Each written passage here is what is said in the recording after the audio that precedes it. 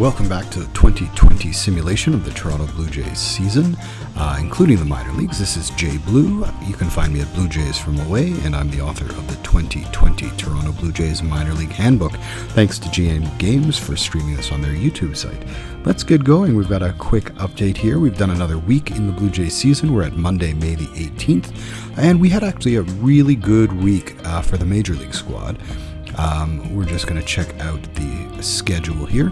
We went 6-1. We swept the Texas Rangers 3 games, and we won 3 out of 4 games to the Chicago White Sox. We had a 7-0 shutout here in the first game with a strong game from Hyunjin Ryu.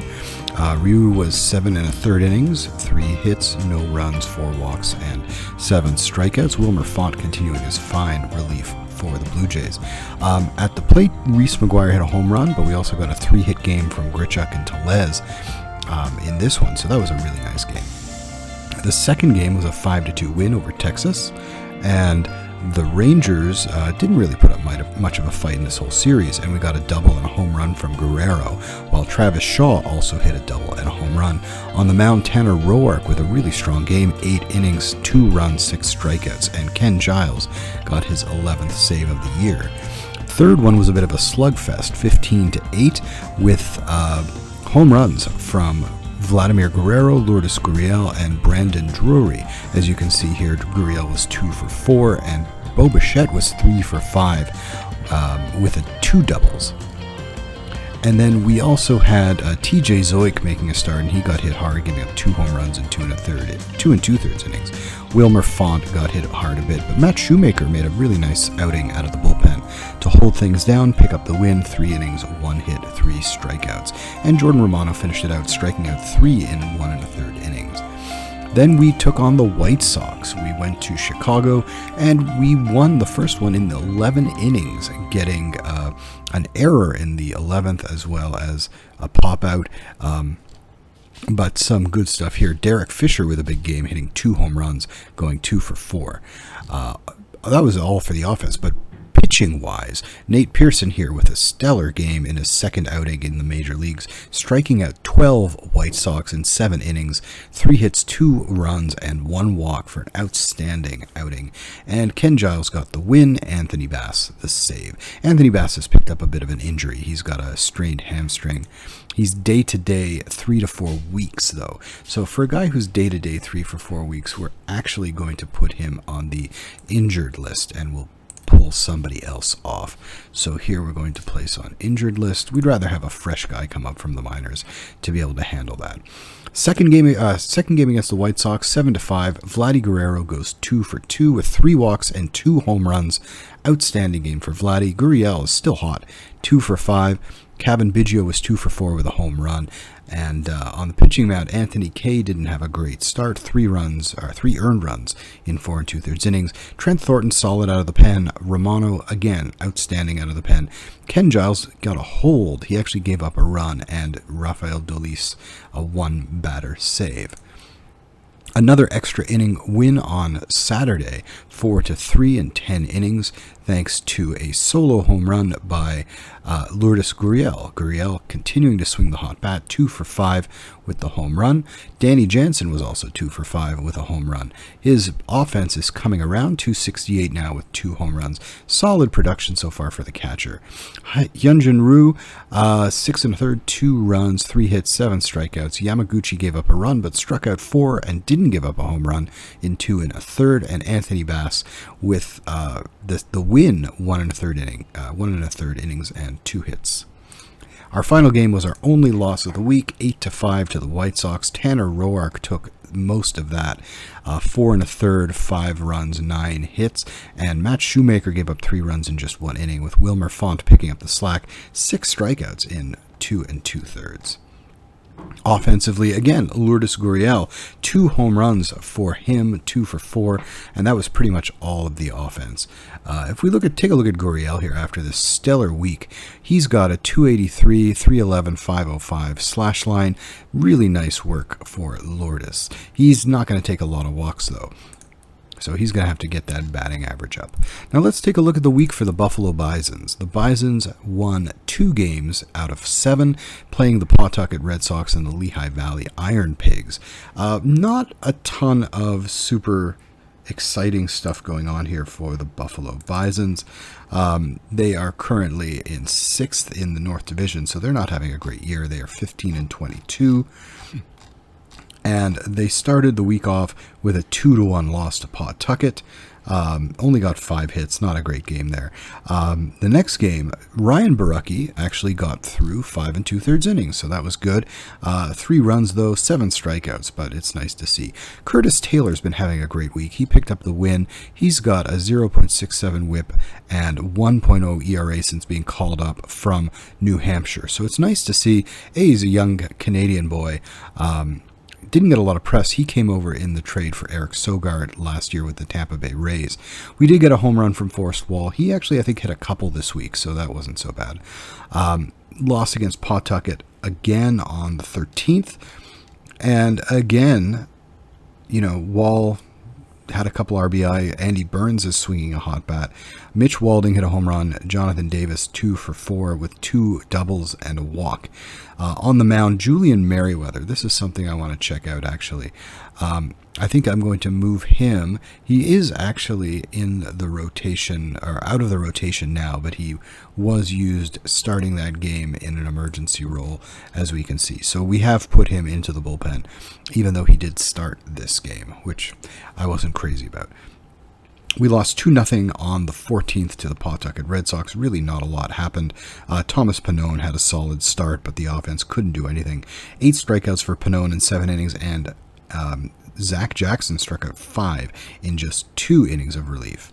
On the 15th, another loss, 5-2. This time we're hosting the Lehigh Valley Iron Pigs. They're the AAA affiliate of the Philadelphia Phillies. Thomas Hatch walked 4. He didn't give up any earned runs. Did give up 2, but struck out 6, walked 4. So we need to fix that. Jake Petrichka gave up 3 runs in that one. And Curtis Taylor, again, in to do some good. Lehigh Valley was the victim on the 16th. The Bisons actually picked up the win.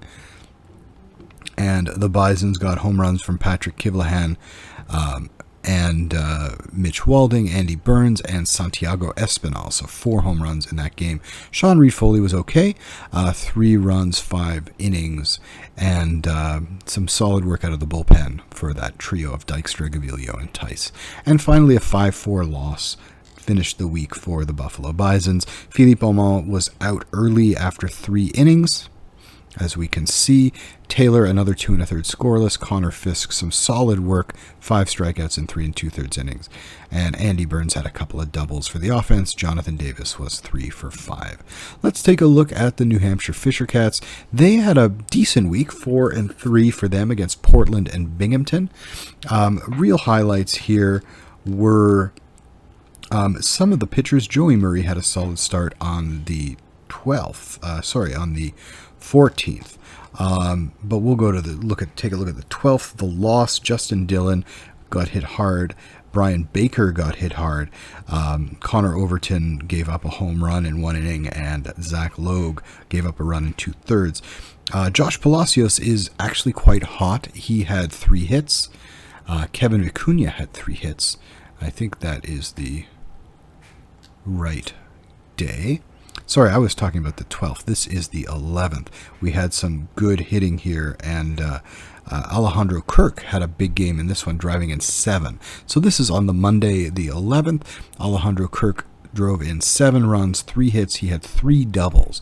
Cullen Large also hit a home run, 2 for 5. Kevin Vicuña, 3 for 6.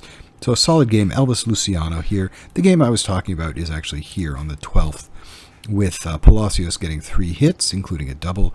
Gabriel Guerrero, 2 hits, including a double. Kevin Vicuña, another 2 hits, and Logan Warmoth, 2 hits. Justin Dillon got the start. Brian Baker, Overton, and Logue. In the 10-4 win against the Portland Sea Dogs, some more good stuff from Palacios with a home run. Ryan Noda, good to see him hit his first home run of the year, taking a walk. 3 RBI, 2 for 4 game. Cullen Large also had a double, so did Alejandro Kirk, and Kevin Smith with a double, Logan Warmoth with a couple of hits as well. On the mound, Andrew Sopko is pretty hot. He goes 5 innings. Maximo Castillo, 2 runs in 2 innings. Zach Logue, 2 scoreless innings. And then they took on the Binghamton Rumble Ponies. Here's a 3-2 win. Alejandro Kirk with a walk-off home run for the Fisher Cats. Kevin Vicuña with another pair of hits. And Logan Warmoth hit a double. Joey Murray didn't get the win, but he had a strong outing. 2 runs, 6 hits, 7 strikeouts, while Jake Fishman and Hector Perez seems to have found a nice role at the end of the game as the closer. 3-4 loss, 4-3 loss to Binghamton. Lundqvist with a home run. That was pretty much all the offense. Patrick Murphy did okay. 3 walks in 5 innings, 2 strikeouts, not the best. But Brad Wilson seems to be settling in nicely since his call-up from Dunedin. And in Binghamton again, we had a 2-1 loss. Again, not a lot going on offensively. We had doubles from Matt Jones. There's Mac James and Matt Jones. Brock Lundqvist with a double. Stolen bases from Ormaloy and Smith.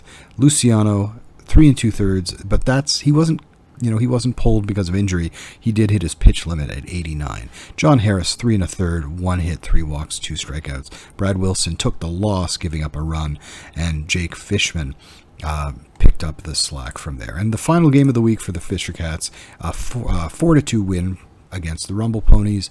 Offensively, Palacios and Noda hit doubles. Noda drove in a pair. Smith and Palacios each had an RBI. And then on the mound, Justin Dillon, a solid outing, 6 2/3, 1 strikeout, 6 strikeouts, 1 walk, 2 hits, 4 strikeouts. Bergen with a decent outing, and Perez got his first save. Let's take a look at the Dunedin Blue Jays. The Dunedin Blue Jays had a strong week, winning 6 games, losing just 1 facing Bradenton and Tampa. Tampa is the New York Yankees. Advanced A club in the Florida State League, and Bradenton is the same for the Phillies. And if we look at these wins, we've got 3-2 here. Chavez Young, 2 hits. Josh Winkowski, solid outing, 7 innings, 2 runs, 4 hits, 6 strikeouts. We had Larkins and Weimer. Weimer picked up a few saves this week. He's cashing in on those saves. 4-3 win here in the second game of the series. Alec Manoah, 5 1/3, 3 runs, 6 hits, 3 walks, 1 run. That line could be better skewed between walks and strikeouts especially. Juan DePaula, solid outing here. And there's Weimer with another save. Double for Samad Taylor, who's 2 for 4. And really, we'll take a look at him at the end of the week. He is one of the strongest hitters so far on the Dunedin Blue Jays. 11-5 win in the third game against the Bradenton Morados to sweep the series. 3 for 5 game for Reggie Pruitt. Gabby Moreno, 2 for 5. We had doubles from Pruitt with 2, Moreno, Conine, Podkul. Conine was 1 for 3 with 2 walks, 2 strikeouts. So a nice game for those guys. Graham Spraker, a very nice start here. 1 hit, 1 unearned run, 5 strikeouts, no walks. Beautiful start there for Spraker. Jackson Reese, unfortunately, had a rough outing. 2 2/3, 4 runs, 4 hits, including a home run, 2 walks. Connor Law finished it off. Spraker was the player of the game for that game. Against Bradenton, was that the one we just saw? That was not the one we just saw. We just have a 3-0 shutout.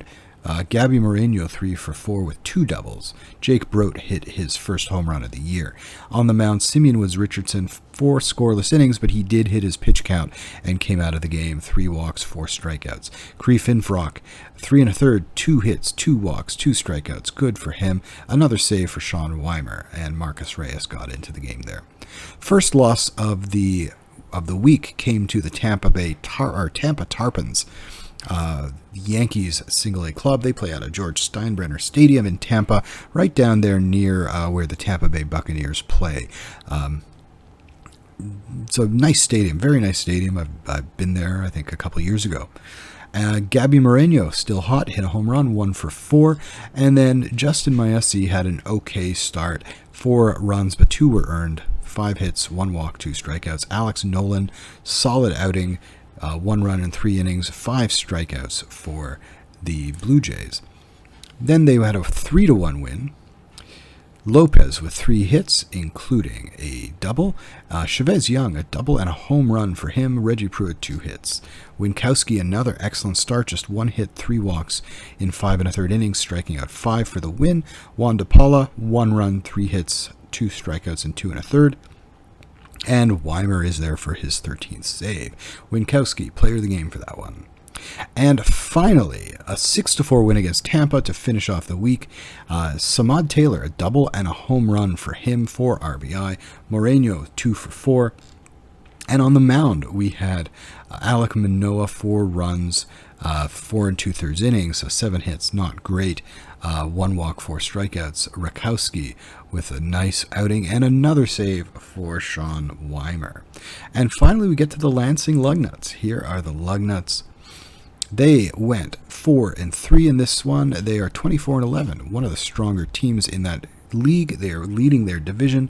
They face the West Michigan Whitecaps, who are the Detroit Tigers Class A affiliate in the Midwest League.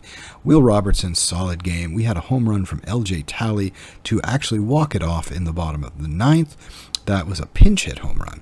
Cameron Eden was 3 for 4. He continues to really drive that offense. A double there for him.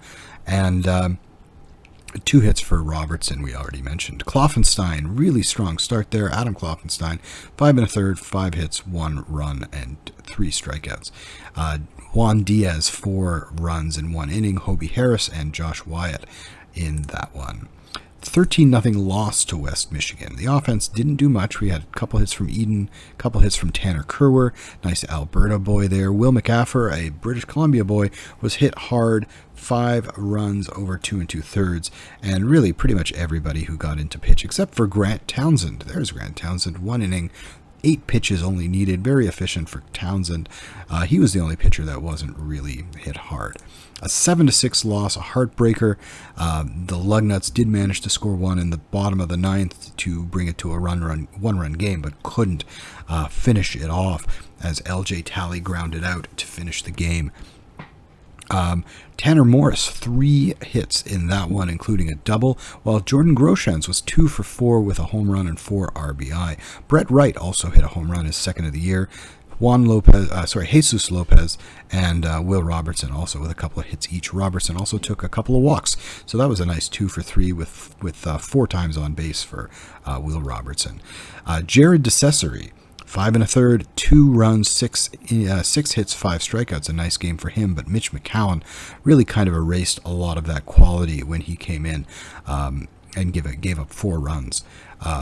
Grayson Huffman, Parker Karachi, Juan Diaz, Luis Quinones. I think that's his first outing of the year. Then they take on South Bend, who they have just demolished so far this year with a win, 3-1. On the mound, Juan Nunez, 5 innings, no runs. Fitz Stadler got hurt, not in this game, but he did get hurt later on in the week. Back spasms, just a day-to-day thing. He gave up 1 run in that outing. Again, Huffman, McCown, and Josh Hyatt got the save. Just 5 hits for the team as a whole. Cameron Eden with a double. And then their first loss of the season to South Bend, a 5-4 loss. We had Jordan Groshans going 2 for 4. McGregory Contreras 2 for 4, Yorman Rodriguez 2 for 4, and Jesus Lopez 2 for 5. Adam Kloffenstein was hit a little harder in this one, 6 hits, 5 runs, 2 walks, 2 strikeouts in 3 innings. We had Hobie Harris, Fitz Stadler, Grayson Huffman, Juan Diaz, and Mitch McCown all coming in to hold those pesky South Bend Cubs. Despite that quality work out of the bullpen, they were not able to win it. And a 15-4 win over those West Michigan Whitecaps to start, I guess, a new series on the Sunday. West Michigan playing in a beautiful stadium at, I think it's Fifth Third Ballpark. There it is, Fifth Third Ballpark. Very beautiful stadium. I've been there several times. Will McCaffrey got the start. 3 runs, 4 innings. Donnie Sellers allowed an unearned run in 3 1/3, and that was it. Luke Gillingham shut the door, and we got a whole bunch of doubles, including 3 from Cameron Eden, who was 3 for 5. Jesus Lopez, 3 for 5, with no doubles for him. We got a triple from Hagen Danner, who was 1 for 5. Ronnie Brito, 2 for 5. And really a solid game overall. Will Robertson, 2 for 4. Doubles from DJ Neal, 3 from Eden, and Ronnie Brito. So that was the week. We're going to take a look at the lineups. We're going to do a couple of things here. We're just scrolling down. So we have a couple of things that we want to do. We want to cut Ronnie Brito. Even though he's had a strong game, he's really got a very poor track record. He hasn't done a lot. And, you know, this profile of 35 contact really doesn't bode well for the future. So, Ronnie Brito, thank you for your service. Unfortunately, we're going to let you go. We're also going to, again, as tough as it is to cut players, we're going to cut Andy McGuire. Well, we're actually going to keep him around, because if he can get to this, you know what? My decision has been made by the age. He's 25 years old. I don't know. He's in A-ball, 25 years old. So we're going to let Andy McGuire go. That creates a little bit more room. We're down to 16 pitchers right now, and I think that's going to help get guys like Hobie Harris, Luis Quinones, Mitch McCown, Grayson Huffman, give those guys some more innings. So we're going to ask Luis Hurtado to make up those lineups. And what that does is it gets LJ Talley into the lineup on a regular basis. And that's really what I wanted to do with that move to release Ronnie Brito. We're going to go to the Dunedin Blue Jays, and we also want to say that what Cameron Eden doing is spectacular. He's hitting 346. He's got a 163 OPS plus. So we're probably looking at a promotion for him in about June, early to mid-June. We may keep him in Midwest League for the All-Star game, because he's probably going to be an All-Star at this point. But definitely within about a month, it's May 18th right now, within about a month we definitely want to look at him going up to, not New Hampshire, Dunedin. Dunedin, we've got the outfielders are generally okay, but Reggie Pruitt is really struggling, and he's not even stealing that many bases, which is really his calling card. He needs to get on base. He's doing okay compared to his batting average, but not hitting for any power. So I really don't know what to do with Reggie Pruitt at the moment, and I do want to open up that center field spot at some point in the next month for Cameron Eden. Otherwise, the offense is okay. Samad Taylor is one of the only guys that I'm probably looking at promoting imminently. On the pitching side for the Dunedin Blue Jays, generally not bad. These guys, Alek Manoah is really struggling. Justin Maese, I think, is still finding his feet after missing practically 2 whole years. Graham Spraker is doing really nice, and he could definitely get a promotion within the next month. Otherwise, Alex Nolan is brand new to the team. Braden Brucey, we'd like to get some more time on the mound. But generally, and same with Troy Watson. So we have a lot of guys. We may have to move some pitchers around. I think in AA, we may create some space and then promote a couple guys. In fact, let's take a look at that now. So the couple guys here who are struggling for the New Hampshire Fisher Cats, Connor Overton, really not doing well, 11.81 ERA so far, and Corey Copping. Corey Copping's been around. He's 26. Overton is also 26, but I'm going to release Corey Copping, and we're going to promote somebody from Dunedin, and who is really locking in. And when I look at promotions, I'm usually looking at strikeout to walk ratio. I mean, Turner Larkins has been outstanding. 1 walk, 15 strikeouts, and you can see with his stuff at 40 and movement and control at 50, he's pretty mature, he's pretty developed. So I'm actually thinking about Turner Larkins as a promotion candidate. Sean Weimer is another guy. He's really up the strikeouts. Weimer is actually not doing bad, and his control has a lot of where to go. So, you know what? It's going to be Weimer. Weimer is 23. Turner Larkins is a little older. He's 24. But Weimer is really showing that strikeouts to walk, and he's obviously seems to be the guy that management likes, because he is in the closer role. So he's been promoted, And we're going to update the staff. Turner Larkins now becomes our closer, and that probably puts him next in line if he keeps pitching the way he is. So now we've got Weimer up here.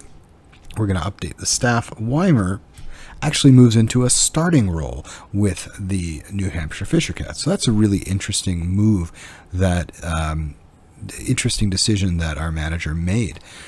Here we've got some decent guys. Sopko is red hot. Brian Baker is a guy who's kind of on the bubble right now. He's really struggling. He's a hard thrower, but it looks like he's kind of maxed out his movement and control. And despite his outstanding stuff, although they think that he throws 90 to 92, which he does not. He throws 98 or so and has hit 100 before. So he's sort of on the watch list right now as to guys who are struggling, and it seems like he's really maxed out his development for movement and control. On the offensive side, really, this team is not hitting very well. Ryan Noda hit his first home run of the year. He's got a 369 OBP, and he's actually, that average at 148 has fallen some over the week. So we really want to see Noda do well. Kevin Smith as 87 OPS. Plus, again, not a ton of power so far. Kevin Vicuña is one of the only guys who's really driving the offense. Josh Palacios as well. He's really come on strong lately.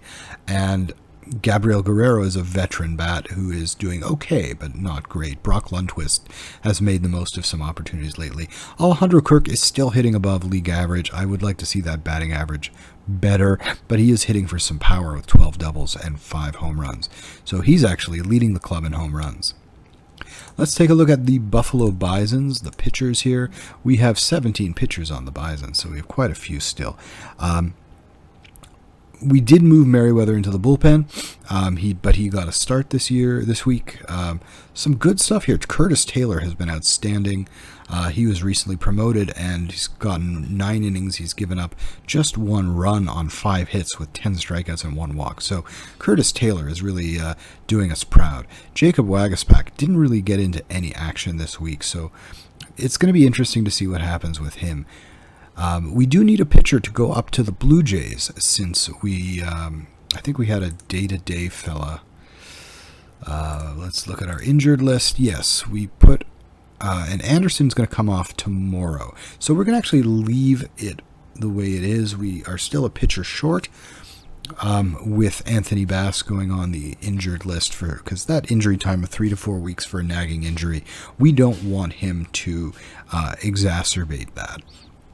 So we've got Teoscar with 2 weeks left. Chase Anderson can come off tomorrow. So we're going to actually do that when that happens. He'll take TJ Zoik's spot in the rotation. So we're not going to bring anybody up from Buffalo. And now we want to go to the lineups, see what these guys have been doing. Riley Adams really struggling a lot as the catcher. Caleb Joseph pulling his weight. We got Santiago Espinal, still a solid season for him. Jonathan Davis is putting up some good numbers. And Patrick Kivlahan leading the club, 7 home runs for him. Anthony Alford, Roman Fields are really playing poorly. I don't know what to say about that. Forrest Wall has been coming on lately. Andy Burns has been hitting fairly solidly. He's right around league average, as is Mitch Walding, who's brought that batting average up to 199. Looking at the Toronto Blue Jays, offensively, Danny Jansen, OPS of 105, nice for him. 345 OBP is really what I'm excited to see from him. But he's really producing nicely as the catcher. Travis Shaw, decent offensive production. Rowdy Tellez is still playing well. His OPS is still over 900. He was over 1,000 earlier in the season. Also with an OPS over 900 is Derek Fisher down here. And Vladdy Guerrero Jr. had a strong week. He's got an 888 OPS. I still think there's more from him. I mean, if you look at his development possibilities, he's 21 years old. He can still have a better eye. He can still hit for more power and still hit for more contact. So he could be just, a fearsome hitter within a year or two if he continues to develop. Bo Bichette is still struggling. He's got an 80 OPS plus. Gurriel, solid week, up to an 816 OPS. And Randall Grichuk is not hitting for a ton of power, but he's holding his own and he's taking some walks. And on the mound, we have Anthony Kay, who struggled in his start this week. Nate Pearson was outstanding. Tanner Roark, one good one not so good one. Hyunjin Ryu, solid. TJ Zoik was hit hard. He will probably be the likely candidate to go to the bullpen when Chase Anderson comes off the injured list tomorrow. And Rafael Dolis is doing okay. I don't like that strikeout to walk ratio, 6 walks, 6 strikeouts in 15 1/3 innings. Will Murfant has been stellar. Jordan Romano has been stellar. Ken Giles has been very good. A couple of blown saves, but he's been pretty good. Shun Yamaguchi, 40 strikeouts in 27 2/3 innings, so he's solid. And Trent Thornton, he's cold. Maybe you can ride that out with him in the bullpen and maybe put him back in the rotation at some point. So that's going to wrap it up for this week. We've got, solid stuff from the Blue Jays, 6 wins this week. We're back over 500, and even though we're 11 games back, we're in 3rd place. We're going to take a look at the standings here once again. In the wild card, we're in 3rd place, half a game back, and 3rd in our own division. All right, that's going to wrap it up. I am JayBlue. Follow me at Jays From Away at Twitter, and I am also at Blue Jays From Away site, and that's bluejaysfromaway.com. You can also find me at Amazon and for Kindle and ebooks and print books for the 2020 Toronto Blue Jays Minor League Handbook. Thanks to GM Games. Shout out for them. Follow them on YouTube and follow them on Twitter. And thanks very much. We'll be back next time to continue this 2020 simulation of the Toronto Blue Jays season.